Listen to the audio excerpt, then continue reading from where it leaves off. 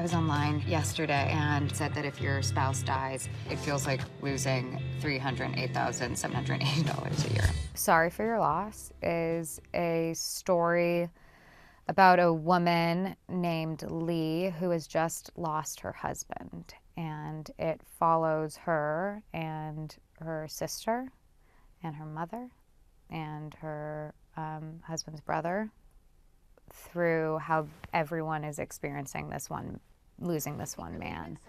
She is a young woman who's lost a husband, and it's different than being a little bit older and wiser and having already experienced and trained yourself how to best go through pain and trauma. I don't think she's had anything this difficult in her entire life. So the person that she is not really thoughtful right now.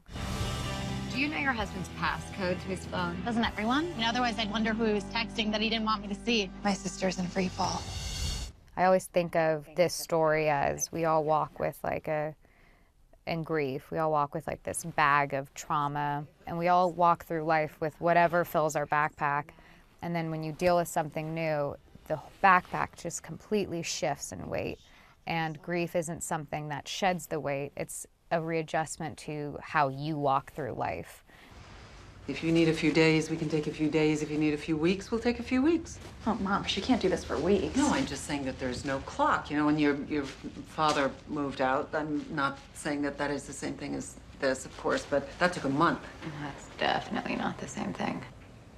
Dad moved to an apartment, Matt moved to a casket. The thing that make people the most frustrated is when that memory starts to become foggy. This is our home. This is our home. This is where we're supposed to live. This is where we're supposed to live. Because then they really feel like they didn't just physically lose the person, now they're losing them and their thoughts. And that's the most painful experience and part of the mourning process. And so that's another thing we try and articulate visually in the show. It's just a journey into how we handle grief, and sometimes it's not in the prettiest of ways. Whatever you need to feel, you get to feel it.